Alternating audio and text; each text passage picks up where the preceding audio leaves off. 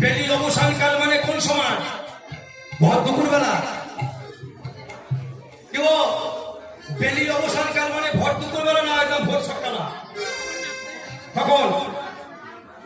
বেলির অবসানকাল মানে বৈকাল বেলা। রাধারানী আমার যমুনায় জল আনতে গেছে। যমুনায় জল আনতে গিয়ে কি দেখেছে? হ্যাঁ, গোবিন্দ রূপে নয়ন দিয়েছে। কেমন করে? রাধারানী যমুনায় জানিয়া শ্যামের হেরিয়া ঘরে আইল বিনোদিনী। রাধারানী যমুনা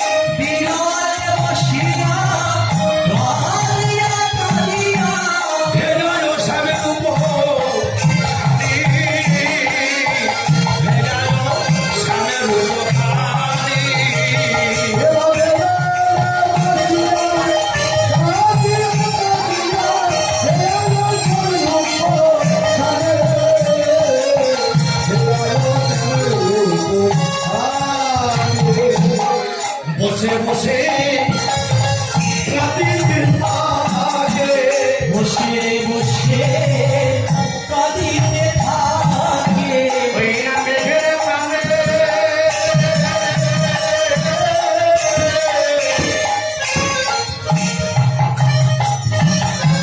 চেয়ে থাকে বসে বসে কাঁদিতে থাকে।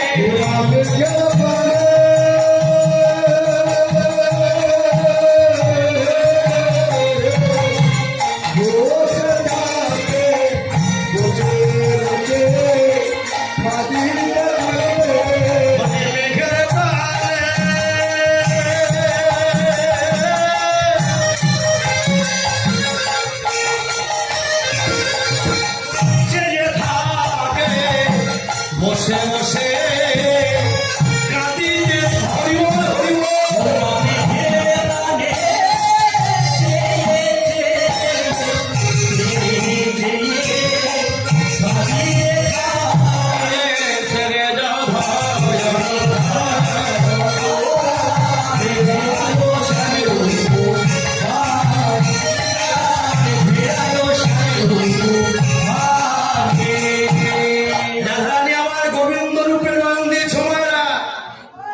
রাধারানী গোবিন্দ রূপে নয়ন দিয়ে বসে বসে কাঁদছে। কি দেখলাম? কাকে দর্শন করলাম? কে বসে বসে কাঁদছে? ললিতা, বিশাখা, চিন্তা দেখছেন রাধারানী এই অবস্থা কেন? রাধারানী এমন করে বসে আছে কেন? তখন ওই সখীরা কি করছে? হ্যাঁ, নকালে তকায় আইল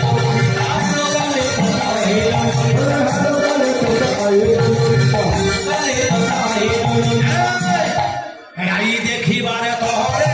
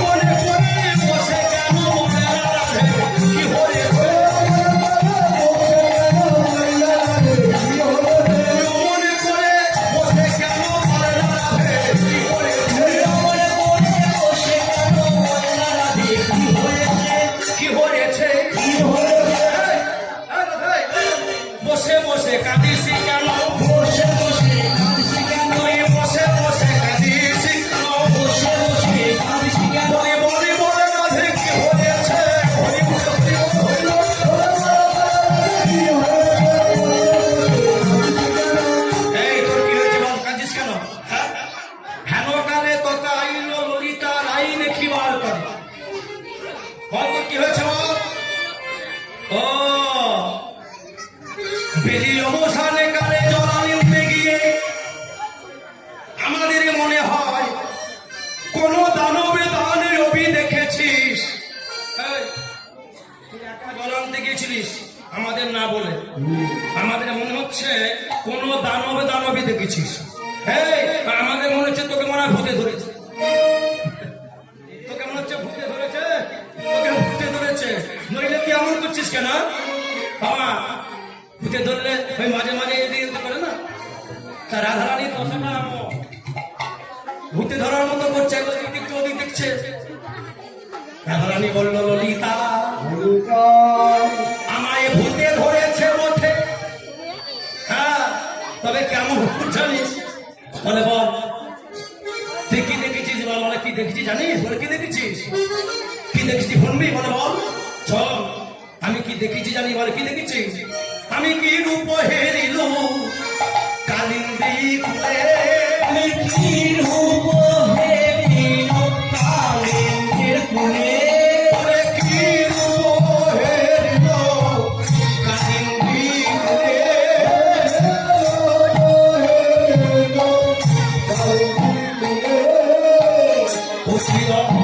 পূর্ব নিত মূলে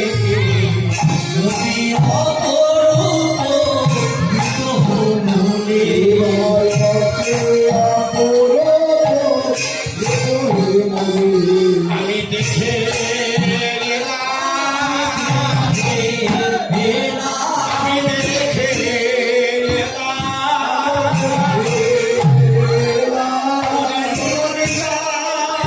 শাখা দেখে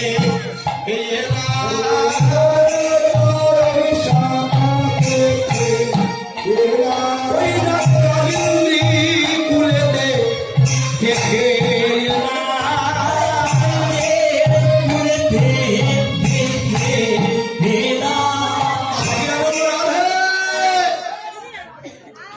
তুই খালি বলছিস দেখে নাও যাই কি কি দেখেছিস? কি দেখলি বল? বলে কি দেখেছিস? বলে কি দেখেছিস? বলে কি দেখলাম জানি? ওরে রচনা চপলা শহীদ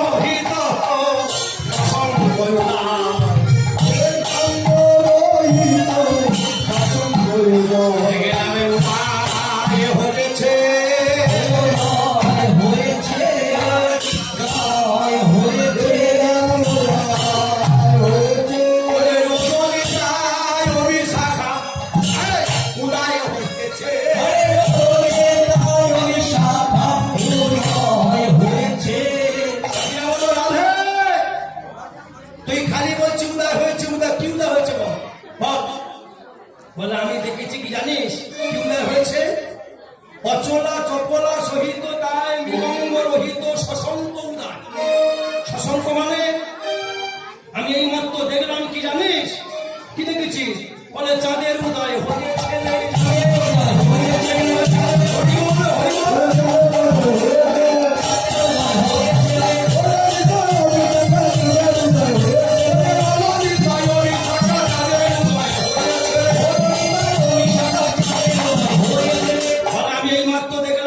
চাঁদের উদয় হয়েছে। তাহলে ভক্তিমতী বাবা মা তোমরা বলো তো চাঁদটাকে? চাঁদ হলো আমার গোবিন্দ, রাধারানী আমার গোবিন্দ রূপে নয়। দাদা অনুরাগটা কেমন বলতো? তোমরা কীর্তন শুনতে বসেছ, তোমাদের কিন্তু এই অনুরাগ হওয়া দরকার। হরিনাম শুনতে বসেছ, অনুরাগটা কিন্তু আমাদের ওই রকম দরকার। রাধারানী গোবিন্দ রূপে নয়ন দিয়ে বলছে চাঁদ। অনুরাগটা কেমন? এমন অনুরাগে রইলে আমার গৌরী গোবিন্দ প্রাপ্য হওয়া যায় না। এমন অনুরাগে রইলে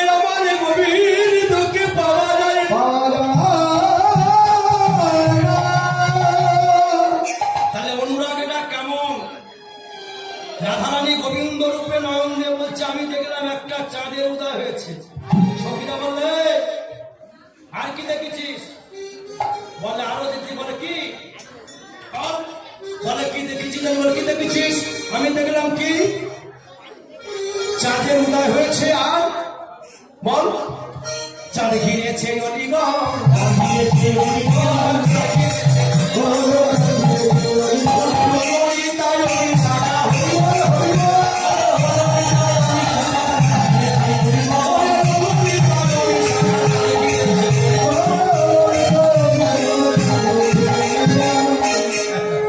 বলে ললিতা আমি দেখলাম চাঁদের উদয় হয়েছে, আবার বলছে চাঁদ ঘিরেছে অলিগড়। তাহলে ভক্তিমতী বাবা মা গোবিন্দকে বললো চাঁদ, আর চাঁদ ঘিরেছে অলিগড়। তাহলে অলিগড়টা কারা? বলো বলো, তোমরা তো অনেকদিন কীর্তন শুনছো, বলো তোমার অলিগড়টা কারা? কি? আমি তো বারবার বছর বছর বলে যাচ্ছি। রাধারানী গোবিন্দকে দর্শন করে বলছে চাঁদ, আর চাঁদ ঘিরেছে অলিগড়। অলিগড়টা কারা? দেখবে গোবিন্দ হচ্ছে রাজার ছেলে, কৃষ্ণ হচ্ছে রাজার ছেলে। তার অঙ্গে দেখবে, আমি এবছর বললাম আর বছর বলবো না যদি আসি,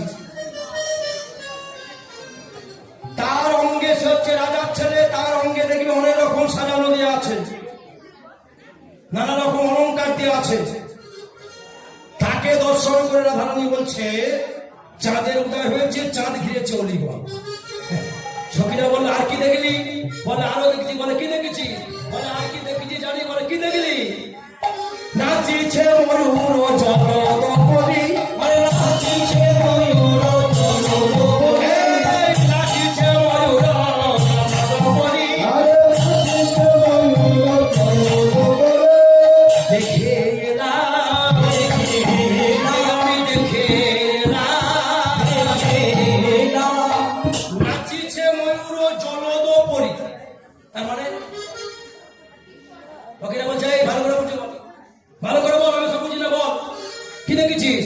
নাচিছে ময়ূর জলদপরি। তার মানে আমি কি দেখেছি জানিস? কি দেখেছি? মেঘের উপর।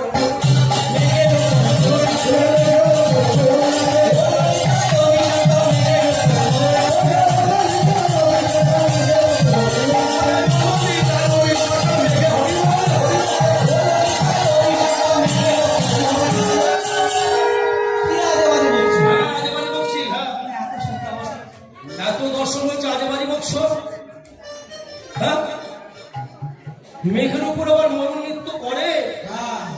কতটা ভুল বলছিস রে? তুই বলছিস মেঘের উপর ময়ূর নৃত্য করছে, আর এত দর্শক বসে আছে, আর কতটা ভুল বলছি, মেঘের উপর ময়ূর নৃত্য করে না। সখীরা ঠিকই ধরেছে, ইহ জগতে মেঘের উপর কোনদিন ময়ূর নৃত্য করে না, কথাটা সত্য কথা। কিন্তু রাধারানী বলিল ললিতারে, আমি যে মেঘে দর্শনে করেছি, দেখলাম মেঘের উপরে ময়ূর নাচিছে।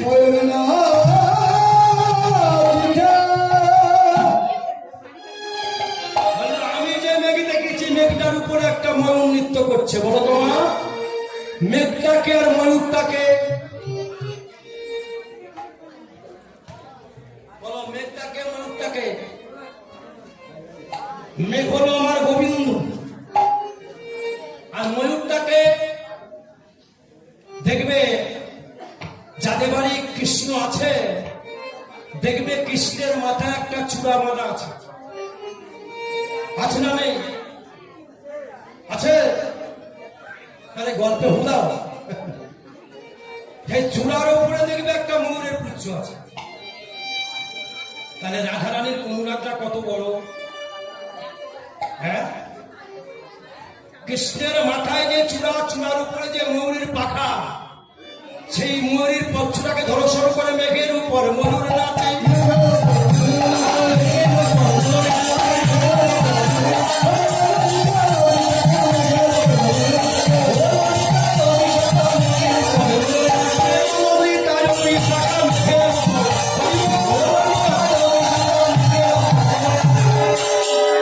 আমি এই মাত্র দেখলাম যে মেঘের উপর করছে। সখীরা বলল, রাধা আর কি দেখেছি বল শোন। হ্যাঁ, এখন আমার বলা হয়নি। বলে কি দেখেছিস? বলে কি দেখেছি জানি? ওরে আরতি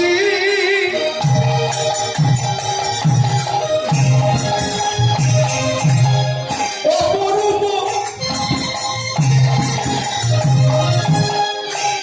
কহিতে না পারি।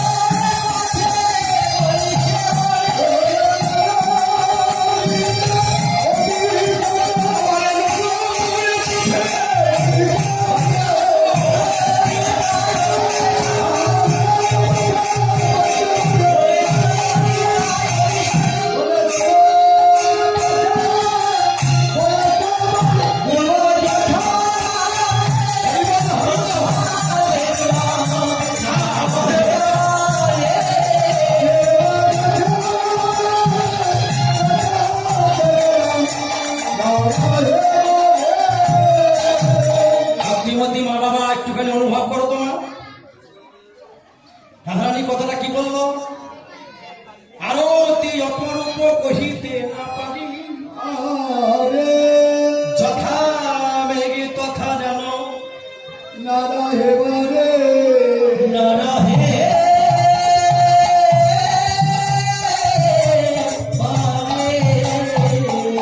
কথাটা কেমন বলছে? আরো অতি অপরূপী কহিতে না পারি, যথা মেঘে তথা আমার না হলো এবার। মানে আমার যেন হৃদয় মাজারে প্রবেশ করেছে। অনুরাগটা কেমন? কীর্তন বাসরে বসলে এই মতো অনুরাগ নইলে কীর্তন শুনে তোমরা আনন্দ পাবে না। আমি আগেও বলেছি, এখনো বলছি, কীর্তনটা হচ্ছে রতন। যদি একটুখানি খুঁজতে পারো দেখবে তার মধ্যে রতন আছে, খনিতে বেরিয়ে যাবে। কিমা একটা কথা বলি শোনো মা। গোপাল চক্রবর্তী বলে একজন জমিদার ছিল। সেই জমিদার কোন রকম কারণে একদিন ভিখারি হয়ে গেল। ভিখারি হয়ে বাড়িতে তার একটা মেয়ে ছিল। মেয়েটা যখন মাথায় মাথায় হলো, তার বিবাহ দিতে পারল না। এমন অবস্থা হয়ে গেছে, মেয়েটির যে বিয়ে দেবে তার কাছে কিছু নাই, কিছু কোনি পয়সা নাই। সবার কাছে ভিক্ষা করে আমাকে কিছু পয়সা দেবে, আমার মেয়েটার বিয়ে দেবো। কন্যালয়ে পড়েছে। তাকে একজন বলে দিয়েছিল, তুমি বৃন্দাবনে যাবে, বৃন্দাবনে গিয়ে সনাতন গোস্বামীকে খুঁজবে, আর সনাতন গোস্বামীর কাছে যদি তুমি যা চাইবে তোমাকে তাই দেবে। গোপাল আমার বৃন্দাবনের পথে যায় আর বলে কোথায় বৃন্দাবন, কোথায় বৃন্দাবন? আর বৃন্দাবন তো কাছে নয়, হ্যাঁ হেঁটে যাচ্ছে আর বলছে কৃষ্ণ যাব কৃষ্ণ বৃন্দাবন, যাব কৃষ্ণ বৃন্দাবন। কৃষ্ণ বৃন্দাবন, কৃষ্ণ বৃন্দাবন, কৃষ্ণ বৃন্দাবন,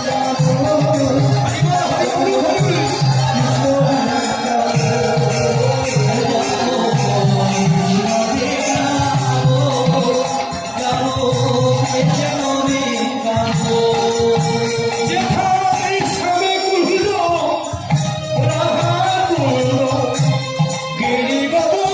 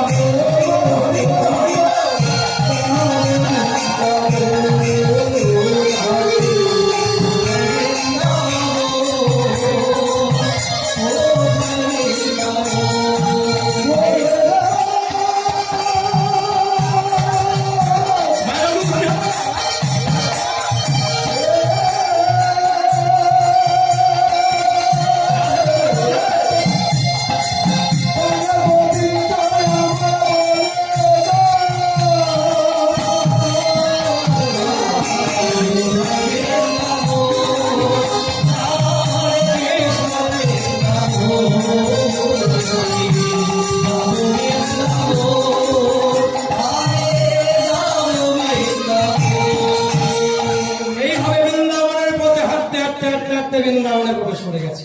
প্রবেশ করে কোন ব্যক্তিকে জিজ্ঞাসা করছে, হ্যাঁ গো তুমি বলতে পারবে যে সনাতন গোস্বামী কুঠিরটা কোথা? বাবা যারা বৃন্দাবনে গেছে দেখবে একটা সনাতন গোস্বামীর কুঠির আছে তাল পাতার ছাওয়া। সেই তাল পাতার কুঠিরে সনাতন গোস্বামী কি করেছে, ওই কুঠিরের মধ্যে পড়ে আছে আর দিবানিত্য কৃষ্ণ কৃষ্ণ বলে ডাকে। একবারে বয়স হয়ে গেছে, ক্ষীণ হয়ে গেছে, ওই বসে বসে কৃষ্ণকে ডাকে আর এই কুঠিরে বসে থাকে। আমার তার কাছে আবার কিছু পাওয়া যায়? হ্যাঁ তার কাছে কিছু পাওয়া যায়? গোপাল চক্রবর্তী খুঁজতে খুঁজতে গেছে, বলো না গো সনাতন গোস্বামীর কুঠির কোনটা? কেউ বলছে ওদিকে যাও, কেউ বলছে ওদিকে যাও, ওই তো ওই যে তাল পাতার ঘরটা আছে না, ওই যে তাল পাতার ঘর। আমাকে নাকি কিছু ভেবে সাহায্য করবে, তাল পাতার ঘর? না না না না, হতে পারে না। কোন ব্যক্তি বললে, শোনো তুমি যদি সত্যিকার সনাতন গোস্বামীকে খোঁজো ওই তাল পাতার কুঠিরটার কাছে চলে যাও, গিয়ে ডাকো। গোপাল চক্রবর্তী বিশ্বাস করতে পারছে না, তাল পাতার কুঠিরে বসে আছে, আমাকে দান করবে, কন্যাদানে করেছে। হ্যাঁ কি আবার হয়? তাল পাতা কুঠিরের সামনে বসে ডাকছে, কি আছো? কে আছো? সনাতন গোস্বামী আছো? বাবা সনাতন গোস্বামী বাবা তুমি আছো? বয়স হয়ে গেছে তো, ভিন্ন স্বরে বলছে, বাবা কে কে তুমি এসেছো বাবা? বললে আমি, আমার নাম গোপাল। সনাতন গোস্বামীর বয়স হয়ে গেছে, আস্তে আস্তে ধীরে ধীরে কুঠির হতে বাইরে এসেছে। বাবা বাবা তুমি নাম, তোমার নাম গোপাল? বলে হ্যাঁ। আচ্ছা বাবা তুমি আমার কাছে কেন এসেছো? বলে বাবা গোসাই বাবা আমি কি বলবো, আমাকে কোনো ব্যক্তি বলে পাঠালো, আমি একটু কন্যাদায়ে পড়েছি, আমায় কিছু সাহায্য করতে হবে বাবা।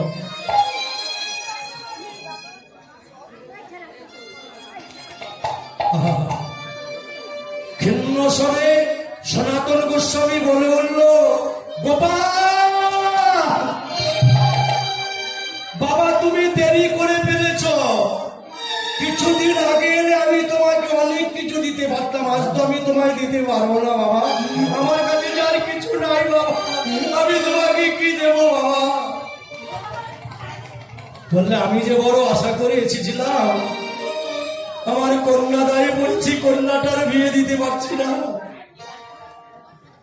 গোপালকে বললো, আমি তো দিতে পারবো না বাবা, কিছুদিন আগে এলে আমি তোমাকে অনেক অনেক অনেক দিয়ে দিতে পারতাম। ভক্তিমতী মায়েরা গোপালকে যখনই ফিরিয়ে দিল, গোপাল দু চার পায়ে গিয়ে গেল। সনাতন গোস্বামী ক্ষীণ স্বরে ডাকছে, ডাকতে পারে না, বয়স হয়ে গেছে।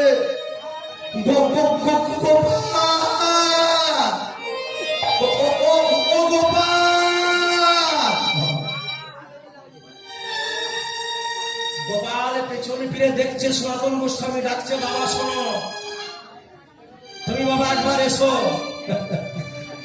গোপাল যখনই কাছে এসে দাঁড়িয়েছে, সনাতন গোস্বামী হাতটি দিয়ে দেখাচ্ছে, বাবা এই যে নোংরা আবর্জনা জায়গাটা পড়ে আছে, এই জায়গাটায় তুমি বাবা একটুখানি ঘুরে দেখতে পারবে বাবা? কেন? তুমি পেলে কিছু পেতে পারো। হরিবল হরিবল। তুমি পেলে কিছু পেতে পারো, তুমি পেলে কিছু পেতে পারো, কিছু পেতে পারো। এই জায়গাটা তুমি ঘুরে দেখো না, তুমি পেলে কিছু পেতে পারো। এই জায়গাটা তুমি ঘুরে দেখো না, তুমি পেলে কিছু পেতে পারো। ভক্তিমতী মায়েরা, গোপাল বলল, না বাবা, আমি ও জায়গাটা নোংরা জায়গা, এত নোংরা, আমি নোংরাটা পরিষ্কার করবো, এখানে তো কিছু নাই বাবা। বললে, বাবা গোপাল, তোমাকে আমি বলছি বাবা, তুমি একটুখানি ঘুরে পরিষ্কার করে দেখো তো বাবা, আমার মনে হচ্ছে তুমি এখানে কিছু একটা পেতে পারো, তোমার যা পাবে আমার মনে হয় তোমার মেয়েটির বিবাহ সব হয়ে যাবে। গোপাল গোস্বামী কি করেছে? গোপাল চক্রবর্তী ওই সনাতন গোস্বামীর কথা শুনেও না, সেই নোংরা আবর্জনা, যত নোংরা আবর্জনা আছে সব পরিষ্কার করছে। পরিষ্কার করতে করতে করতে করতে করতে করতে করতে করতে দেখছে কি, একটা মূল্যবান জিনিস, হীরের পাথর। পাথরটি যখনই পেয়েছে ঝলমল করছে। গোপাল চক্রবর্তী আস্তে করে হাতে তুলে নিল। পেয়েছ বাবা? হ্যাঁ আমি পেয়েছি। বললে, গোপাল বাবা, তুমি এটা নিয়ে চলে যাও, এটা নিয়ে তোমার মেয়েকে বিয়ে দিয়ে দাও, দিয়ে তুমি দেখবে সারা জীবন তুমি যতদিন বাঁচবে তোমার চলে যাবে। গোপাল চক্রবর্তী হাতে নিয়ে বসে চিন্তা করলো, এই লোকটি এত মূল্যবান জিনিস যদি ওই নোংরার মধ্যে ফেলে রেখে দেয়, তাহলে আরো কিছু না মূল্য জিনিসের কাছে আছে। এইভাবে ওই মূল্যবান পাথরটি নিয়ে জলে যাই জলে ছুড়ে দিয়েছে। দেখি গোপাল, তুমি করলে কি? গোপালে বললে, গোসাই গো, ও গোসাই, তুমি আমায় মূল্য পাথরে দিয়ে ভুলাইছ, আমি তো তোমার এই মূল্য পাথরে ভুলব না, ভুলব না। গোসাই যে ধনেতে ধনী তুমি, সেই তুমি